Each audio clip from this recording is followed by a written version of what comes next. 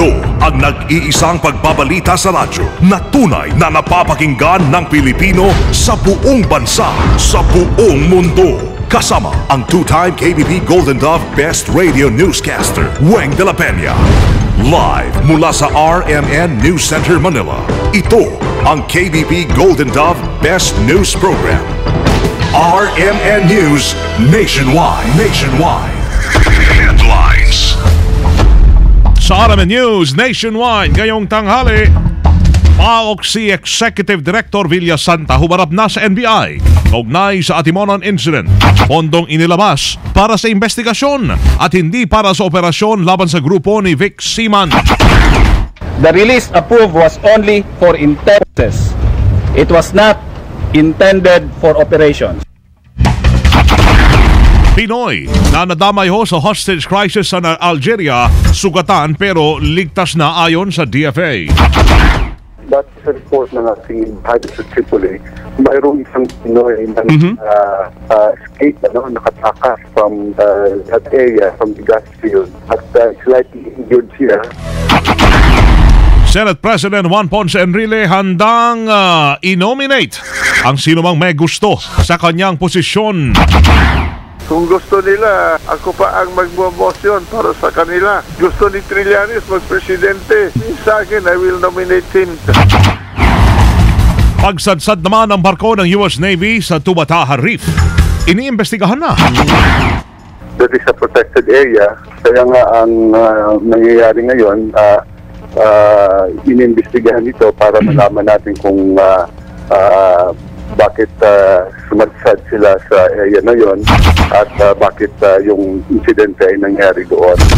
Sa negosyo, mas malaking salary loan maaari nang ma-avail ng mga miyembro ng SSS.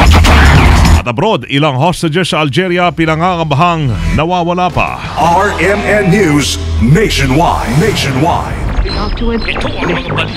Sa Pilipinas, maraming radyo pero iisang network lamang ang may pinakamaraming numero 1. DYHP Cebu, number 1. DYRI Iloilo, number 1. DXDC Davao, number 1. DXRZ Zamboanga, number 1. DXCC Cagayan de Oro, number 1. DYHB Bacolod, number 1. Sa kasaysayan ng radyo sa ating bayan, sa iisang tahanan lamang nagmumula ang mga number 1. RMN, pinakamaraming nakikinig. RMN, pinakamaraming natutulungan. RMN, pinakamaraming advertisers. RMN, pinakamaraming number 1. Jensa, Iligan, Pagadian, Dipolo, Cotabato, pinakamaraming himpilan. Naga, Baguio, Dagupan, Viga, Lucena, Kawayan, Legazpi, Masbate, Ormo, Tugigaraw, Cotabato, Coronadal, Surigao, Dipolo, Malaybalay, Ozamis, Sorsogon, Butuan, Calibo, Rojas at Metro Manila. In history, it is written, number 1 is Tatak RMN. Ang pinakamalaking mga balita, abot sa bawat Pilipino, saan man sa bansa. RMN News Nationwide. Buenos dias, Pilipinas. Tanghali ho ng Biyernes ngayon, January 18, 2013. Ito ang numero 1 RMN News Nationwide. Ako po si Weng de la Peña. Tayo po'y live sa DZRS 1179 RMN Sorsogon, DWAR 103.9 RMN Palawan, DYHB 747 RMN Bacolod. That's a DXBC 693 RMN Butuan. Live international via www.rmnnews.com at WRMN New York, USA. Umarap na sa NBI si Presidential Anti-Organized Crime Commission Executive Director Chief Superintendent Reginald Villasanta. Si Villasanta ay sumalang sa initial inquiries ni NBI Director Nonatus Rojas upang sagutin ang sinasabing pagbibigay ng PAOK ng basbas sa paglalagay ng checkpoint sa Atimonan, Quezon noong Enero 6. Kabilang sa mga inalam ng NBI sa PAOK ay ang motibo ng naturang case operation o plan na tinawag na Coplan Armado, kung sino ang nagsulong ng plano, kung sino ang nag-aproba ng plano at kung aprobado ba ang pondo nito at iba pa. Sa press conference matapos humarap sa NBI, sinabi ni Villasanta na bagamat kumpirmadong may intelligence report mula sa Calabarzon Police ang umano'y illegal na operasyon ng Vic Seaman Group, hindi nila ito naaprubahan. Pagdidiin pa ni Villasanta ang inirelease na pondo ng PAOK ay para lamang sa pangangalap po ng impormasyon para mapagtibay ang kanilang inihaing Coplan Armado. at hindi para sa naganap na operasyon. The release approved was only for intelligence. It was not intended for operations. The PAOK is mandated to provide support to different law enforcement agencies in terms of technical, legal, and financial assistance to sustain the government's efforts to go after and neutralize organized armed groups. The Commission makes decisions at the policy level and is not designed to be involved in actual operations. Matatanaang sinabi ho ng sinibak na si Calabarzon Police Director Chief Superintendent James Melad na alam ng PAOK ang naturang koplan na punot dulo ng madugong barilan na ikinamatay ng 13 katao. Ngunit na kinabibilangan ni Superintendent Marantan planong buwagin. Kasama natin sa Balita Live, Rhea Mamogay. RMN Report.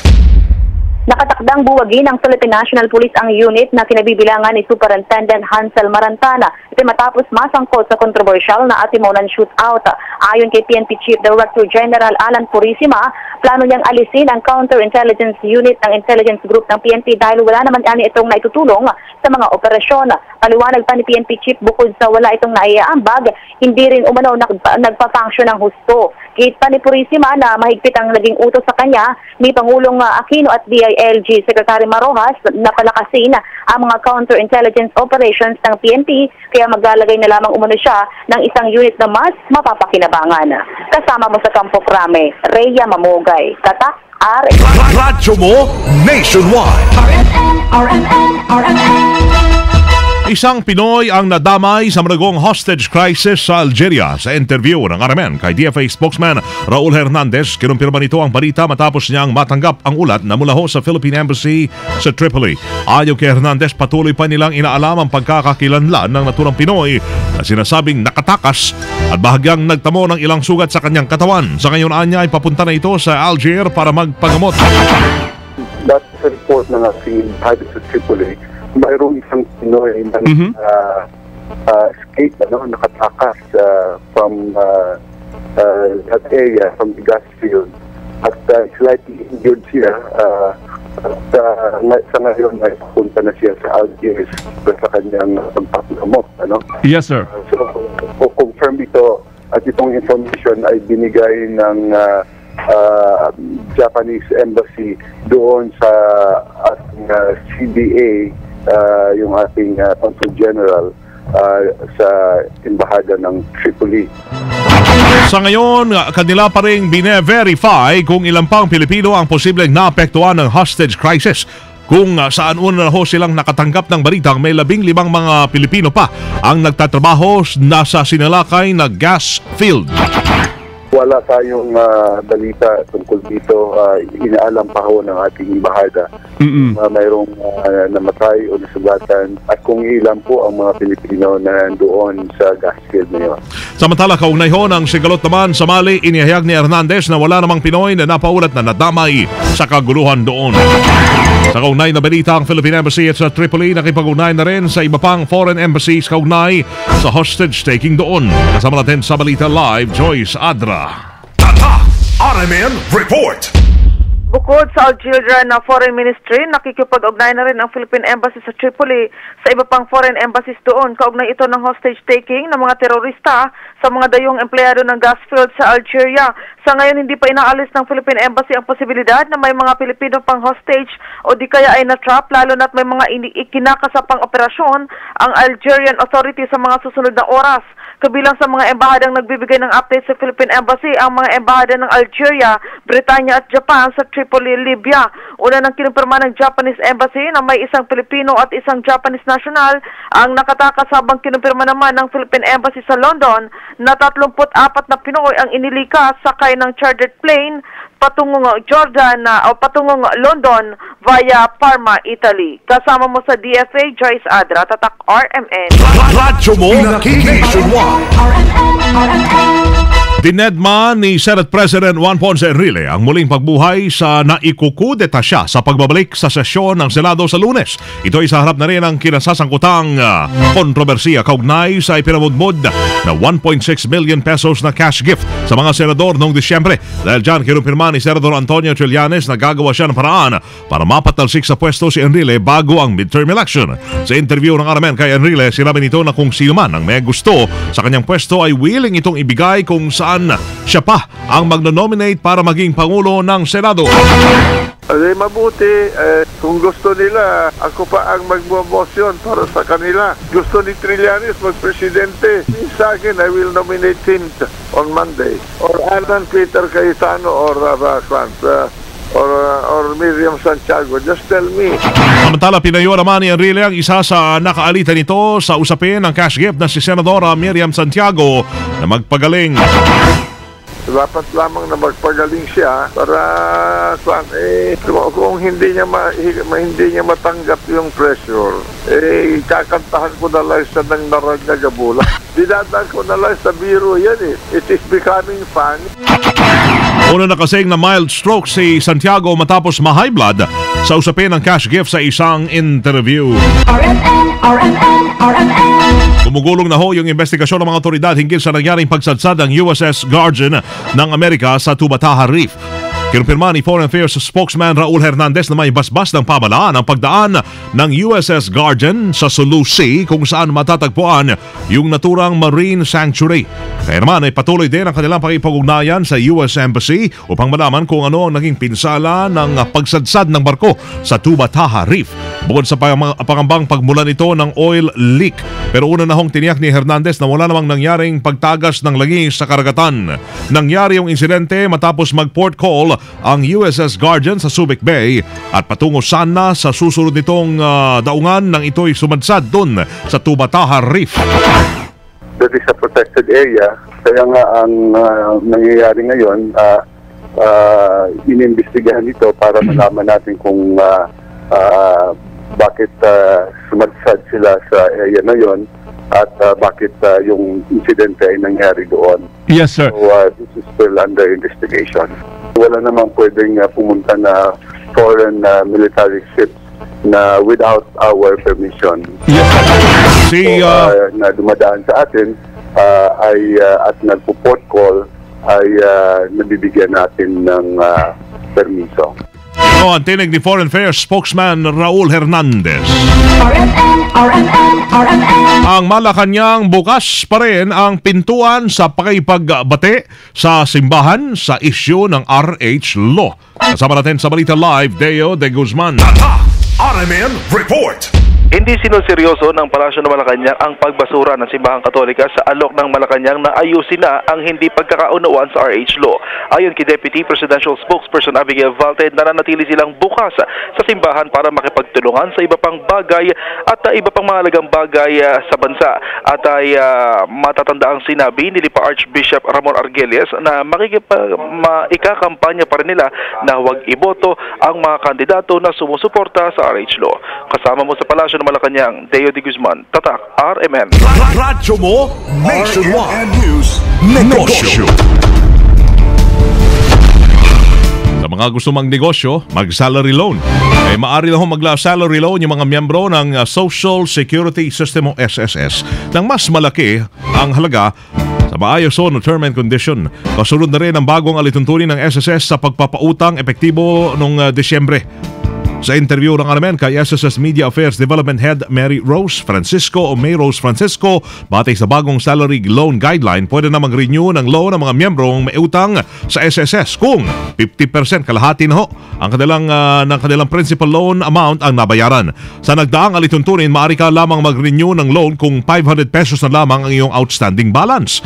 Bukod dito, inihayag ni Francisco na ngayon mula sa dating 24,000 na maximum salary loan, tataas na ito ng 30,000 ang maximum loan base sa average member's latest 12 posted monthly salary credits.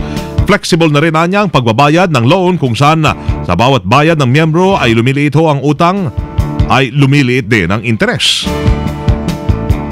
Yun pong ating interest rate So, nasa 10% per annum po based on diminishing balance. So, ibig sabihin, lumiliit po ito. Kunwari, kung sa bawat bayad po ninyo at liliit po yung inyong principal, yun pong basis ng interest, mas maliit na rin po. Yun pong mga miyembro natin na magfa-file ng loan ngayon, kung dati ay kailangan nilang antayin na mabayaran ng buo ang loan at matapos yung 2-year term, ngayon po, kapag nakapagbayad na sila ng 50% or 1 year, doon sa kanilang loan, maaari na po silang mag-renew. Si SSS Media Affairs Development Head May Rose Francisco. RMN News Abroad. Pinaniniwalaang may nawawala pang mga hostage victims mula ho sa nangyaring pag-atake ng Islamist militant sa isang gas plant sa Algeria. Sa report ng State TV, 4 na dayuhan ang nasawi sa ginawang military operations ng Algeria at sinasabing nasa 41 ang kabuuan ng mga nasawi. Pero ilan ho sa mga hinostage ay pinakawalan pero hindi pa rin mabilang kung ilan naman ang lahat ay nakaligtas. Sa ngayon ay kumpirmado ay 5 American national ang pinakawalan habang 3 naman ang mga Japanese nationals. Mga kasama live na live mula pa rin dito sa RMN News Center sa Makati City, Metro Manila, Philippines.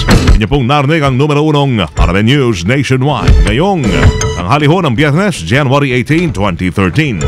Sa mga nasa Bacolod ngayon, mayong tanghali. Tanghali, susunod na ho dyan si kasamang Agnes Apostol sa RMN News Diretso Balitang Bacolod sa DYHB 747. Panorin yung naging pagbabalita namin ngayong alas 12 sa YouTube. I-type ang RMN News Nationwide. Kasama niyo sa serbisyo publiko.